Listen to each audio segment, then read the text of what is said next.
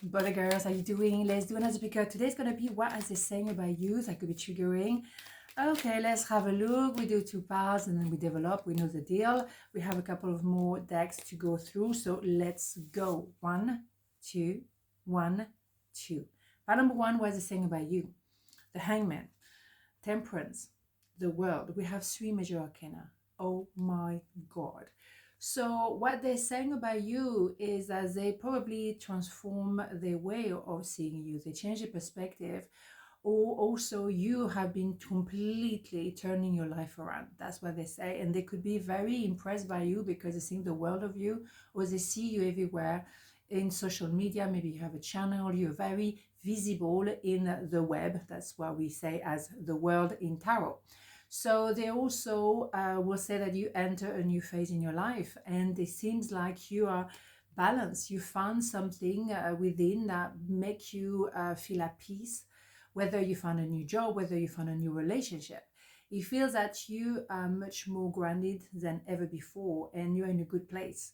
So you balance yourself. They're probably trying to balance themselves as well, and maybe they would like to think that maybe it could be a reunion, because sometimes you know that Judgment card, the Temperance card, they go together, is an idea of longevity somehow, but we need to go through a purge and then balance ourselves and balance each other as a result.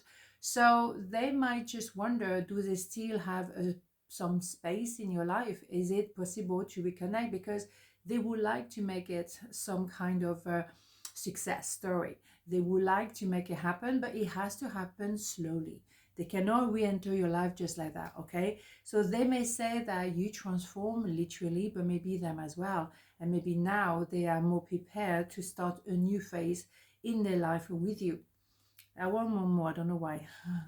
Yes, Queen of Wands, you are very visible. Absolutely, you are visible everywhere. You are in social media, you may be in a channel, you are whatever, you are right there. And you own the place. You have a sense of I am. You are very down to earth, very humble. You maybe make fun of yourself. You don't take yourself too seriously, but you're visible. And you know that you belong there. It's not a question anymore for you. And you know, feeling like, oh, look at me, it's more like I have something to say. I want to share a message. I want to make people smile, or I want, you know, to motivate people. Whatever I want to do is to bring something to other people, because people feel better after talking to you or after listening to what you have to say. So it's all good. So they might be impressed by what you achieved so far. You're absolutely gorgeous as well, or handsome, or whatever. There's no gender in tarot, as you know. So they're mesmerized by you, and you turn your situation around. You know, you did that, whatever, which says it's kind of like, wow, how did you do that? And you bring probably a lot of balance to a lot of people. You make them feel better about themselves, and that is quite mesmerizing. Okay, so let's have a hidden truth or recall. But what I would say, they're impressed by you. They found that you turn your life around. You made something positive out of something negative, maybe, right? I know I was a distraction from your pain. Well, maybe that's the way you feel, that you were somehow a distraction for them and nothing more, nothing less. And you didn't want to be simply a distraction for somebody. You wanted to have someone who wanted to be with you because you're meaningful, not just being a distraction for them.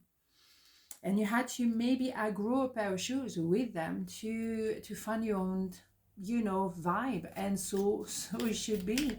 You find yourself, okay? And that is really important. You balance yourself. Fascinating, okay?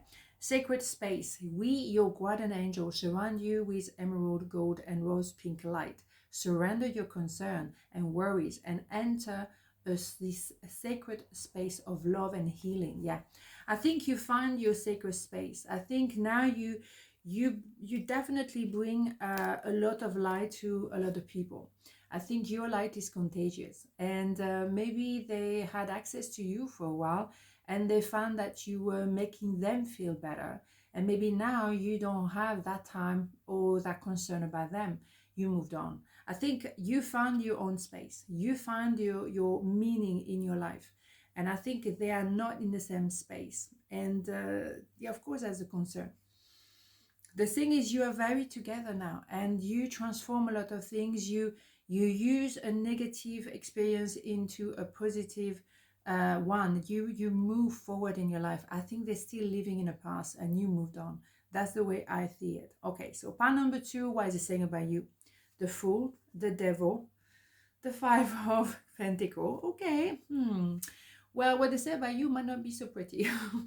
Hola. They probably say you're crazy. Oh yeah, of course, you were the one crazy. Of course. Be careful who say that, because generally that is a person himself that are crazy people, right? So there is a negativity, there is a lot of toxicity in that connection. I think they may have called you all kind of name, but the thing is they were very narcissist, and they project a lot of things on you. They say that you were this, you were that, yeah, you were foolish, you were crazy, you were you know, impossible to deal with, all kind of drama. But those people wanted the attention, okay? And now I think you took a leap of faith and you found yourself. And I will say that there was a knowing in you that there was something wrong. I think there was a knowing, because with this one, there was a knowing something is really wrong. But you were in codependency, and now I think you escape from them. You can see the contrast in light and colors here. You free yourself from that narcissist, okay? And that's for me wonderful.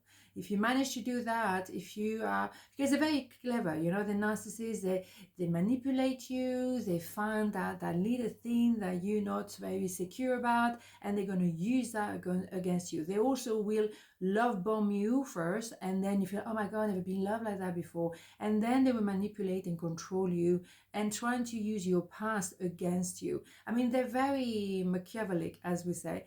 Very, very bad. I mean, diabolic. I mean, is a devil? Let's get there, Axelle. Okay, on Friday. Yeah, they're devil. They're diabolical. So I don't like them at all. I think there's a lot of people like that, unfortunately. Me, and manipulative. If they want to be me, that's their thing. Okay, fine. But don't hook other people, control them, manipulate them, because you don't deal with your own stuff. And I think you took, thank God, maybe a distance from them. You walked away from them, and also you dealt with the inner child, with the son here. You dealt with it, where they're still in the darkness. You are in the light. So what they will say about you is that you walked away, but they say first of all that you were the crazy one. You were diabolical. You were the one who was controlling all of that.